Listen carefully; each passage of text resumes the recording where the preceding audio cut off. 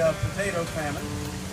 And so I reimagined the poem as kind of an acknowledgement of the adoption by Irish immigrants, many of them often ignorant and unable to just work anywhere.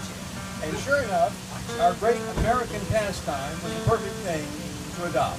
So here we have a familiar poem. You'll recognize it.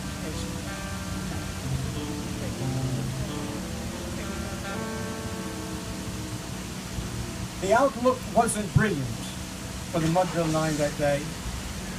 The scar stood far to two, with but one inning more to play. And when Cooney died at first, and Barrows did the same, a sickly silence fell upon the patrons of the game. A straggling few got up to go in deep despair, and the rest clung to that hope that springs eternal in the human breast. They thought, if only Casey could but get a whack at that, we'd put up even money now with Casey at the bat. But Flynn preceded Casey, as did also Jimmy Blake. The farmer was a Lulu, the latter was a Kate. So upon that stricken multitude, grim melancholy sat. There seemed but little chance of Casey's getting to the bat. But Flynn let drive a single, to the wonderment of all. And Blake, the much despised, had knocked the cover off the ball. And when the dust had settled and men saw what had occurred, there was Jimmy safe at second, and Flynn a hugging third. Then from 5,000 throats and more, there rose a lusty yell. It rumbled in the valley, and it rattled in the dell. It knocked upon the mountain and recoiled upon the flats. For Casey, mighty Casey, was advancing to the bat.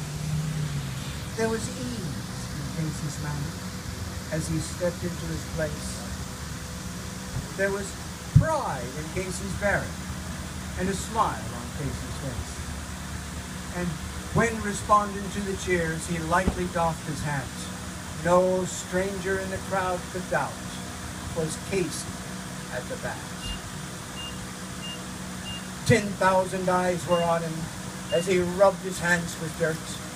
5,000 tongues applauded as he wiped them on his shirt. And as the writhing pitcher ground the ball into his hip,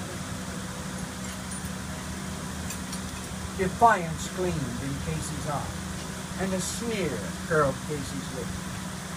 And now the leather-covered ball came hurtling through the air, and Casey stood a-watching it in haughty grandeur there. Close by the sturdy batsman, the ball unheeded sped.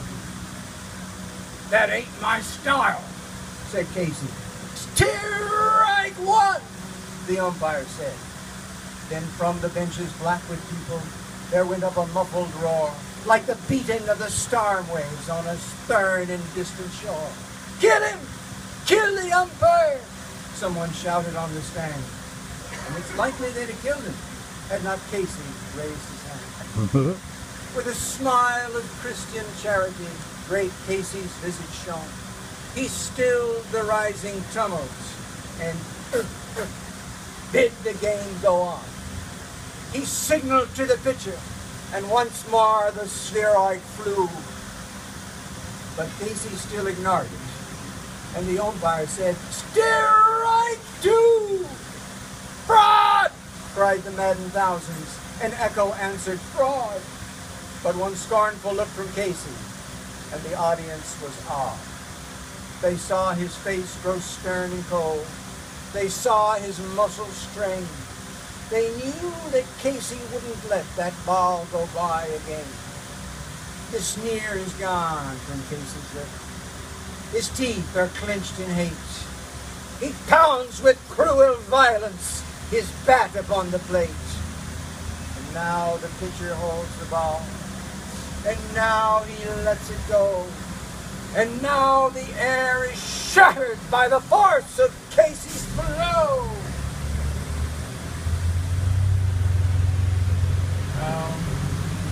Somewhere in this favored land, the sun is shining bright. The band is playing somewhere, and somewhere hearts are light. And somewhere men are laughing, and somewhere children shout. But there is no joy in Mudville. Mighty Casey has struck out.